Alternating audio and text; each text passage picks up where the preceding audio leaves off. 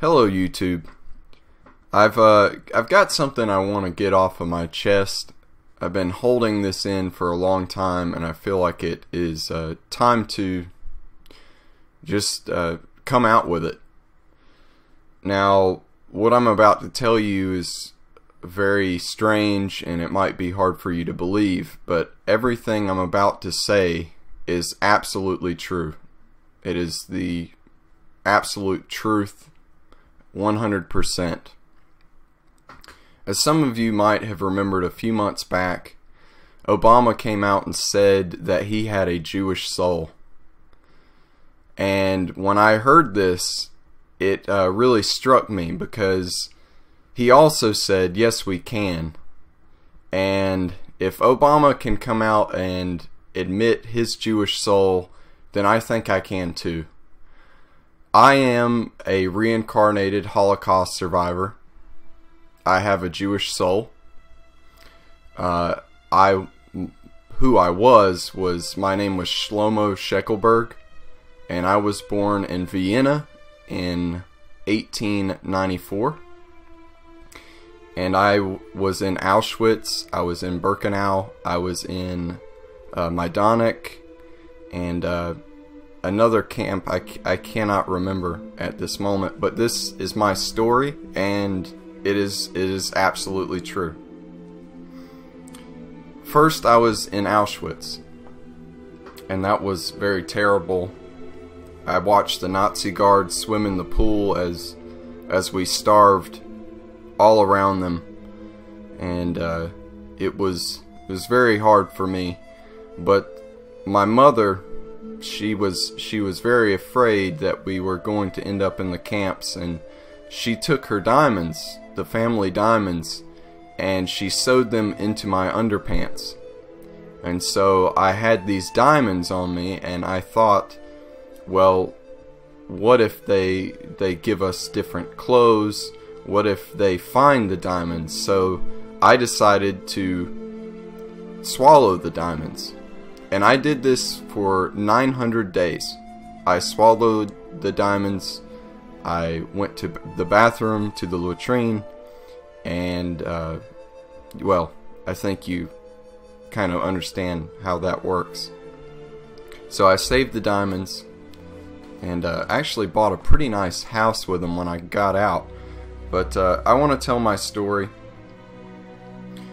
When I was in the Auschwitz, Mengele experimented on me. He took measurements of my nose, he took blood samples, and tested the DNA against that of rats and different breeds of mice to see if there was any genetic connections. And that was just the start. It gets much worse. After they did the experiments on me, they led me through a hallway. And at this point, I was very, it was bad, but it just broke my heart to see this. When we were walking, when they led me down the hallway, I looked into a room. The door was cracked open, and I don't think they meant to leave it open, but it was open enough that I could peer in, and I saw the Nazis making soap out of Jewish fat, and saw them making lampshades out of Jewish skin. But once they led me through that building, they led me to another building. It gave me a uniform and informed me that I was now part of the Sonderkommando. I did not know what that meant at that time, but I quickly found out. They led me to what they called the death block. I walked into a room where I saw a fellow inmate get shot by a man on the other side of the wall, shooting through a hole. They informed me that it was my job to remove the prisoner and bring him to another building where his fat could be taken and his skin could be taken and turned into the soap and the lampshades. Very, very, just one moment.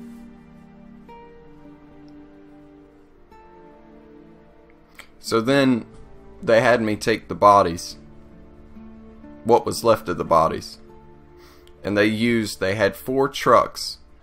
They were mobile incinerators, and it was my job to load the bodies into these mobile crematoriums so that they could be burnt.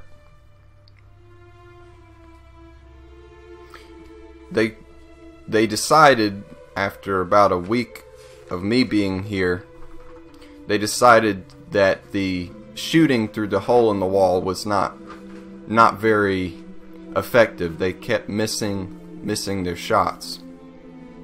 So they invented a machine that would lower over the prisoner's head and would shoot out an air-driven piston that would go through the top of the head, into the skull, into the brain, and would kill them instantly. I saw 100,000. I removed 100,000 bodies from what that machine did in that room. They did one body every 10 seconds. Or did one prisoner every 10 seconds. Later, I was moved to Birkenau, where I saw them using Russian diesel engines from tanks to gas juice. I was later taken to Majdanek. I was not in Birkenau very long. They took me to Majdanek, where I saw the use of the Zyklon B. At this point, I could not take it anymore. So I broke out. I got away. They didn't track me down. I just kept running. And that's all I remember. I just remember running and running and running and running and running and running. And I came across a pack of wolves. And the wolves, they came up to me. And they treated me like I was one of their own. I lived with the wolves for 3 years. They treated me very nicely. But one day I did something. I can't remember exactly what it was. I'm not sure if I even knew what it was. But they disowned me and they left me. Left me all alone. Later, I came across a black bear. And I thought for sure he would kill me, but he came right up to me and he just kind of looked at me a little funny, actually. And I lived with the black bear for quite a while, and we actually ended up being quite intimate. We fooled around a little bit, little hanky-panky here and there, but I missed that black bear. I missed that black bear. He saved my life. I would have died without him. And later I was picked up by the Allies, by some American soldiers, and they gave me food. They gave me a little bit of Manischewitz to make me feel a little better. And they made me feel at home. They made me feel much better. And so later I took the diamonds. I had still had the diamonds. And like I said before, I bought a really nice house with them. And I grew old. I never told my story to anyone. Never. And I died of old age.